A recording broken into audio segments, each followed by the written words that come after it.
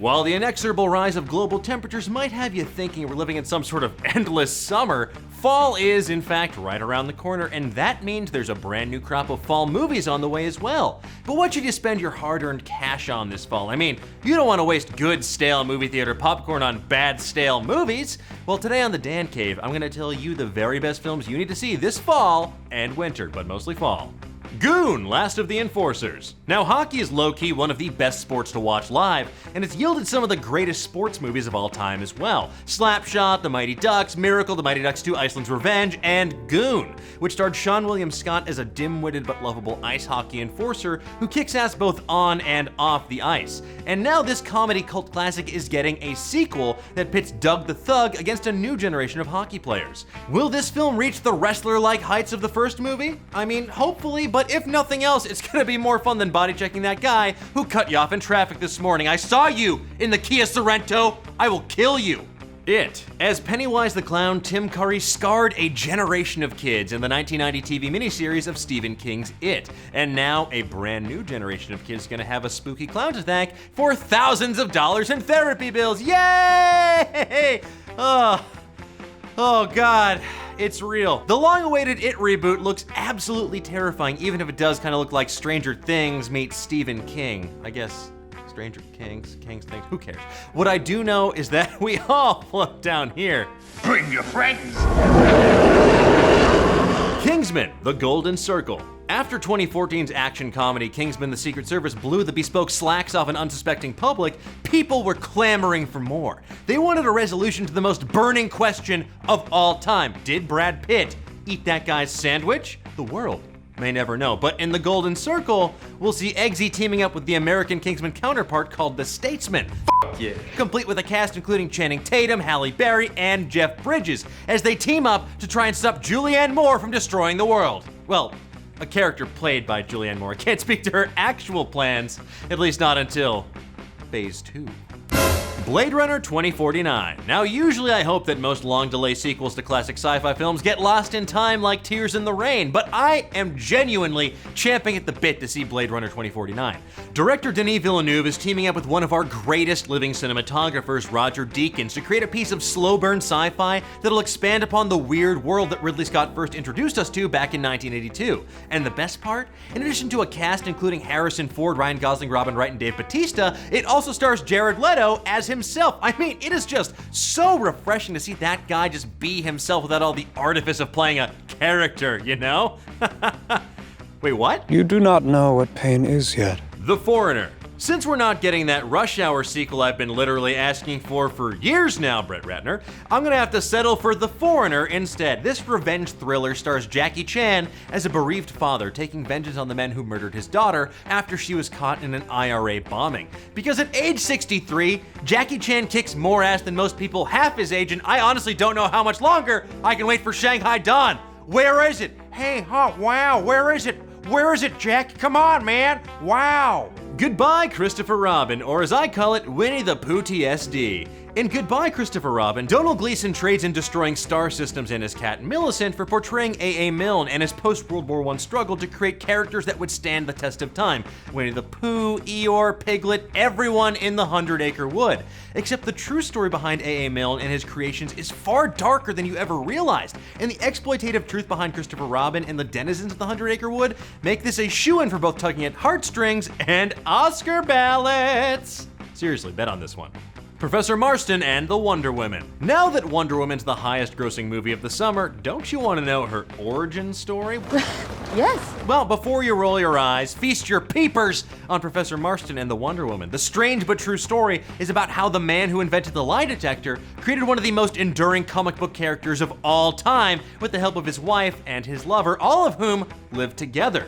And whatever you do, be sure to stick around for the post-credit scene where they finally explain why the heck Ares really had that Nigel Thornberry-ass mustache in the first place. Smashing! Geostorm! Just kidding. I mean, I can't. Don't. Yeah, sorry about that. Thor Ragnarok. Now, if you told me in 2013 that after watching whatever the hell Thor the Dark World was, that one day a Thor movie would be my most anticipated movie of the year, I would laugh in your stupid face until you left the room. And then if you came back 15 minutes later to see if I was done laughing, I would just keep laughing because that's how ridiculous that was to me at that time. But here we are, 2017, and I guess I owe you, or at least hypothetical you, a hypothetical apology, because here we are, and Taika Waititi's weirdo Thor-Hulk team-up movie against Kate Blanchett serving Asgothian realness has me practically waterboarding myself with my own drool. I tried to stop caring about this movie, but alas, it's hammer time in my heart. Justice League. Look, after films like Batman v Superman and Suicide Squad, I get it if you're a little hesitant to go all in on Justice League. But if the prospect of seeing DC Comics' greatest heroes together on the silver screen for the very first time doesn't send at least a quiver up your loins, then I guess I don't know you anymore. Now do I, Randall?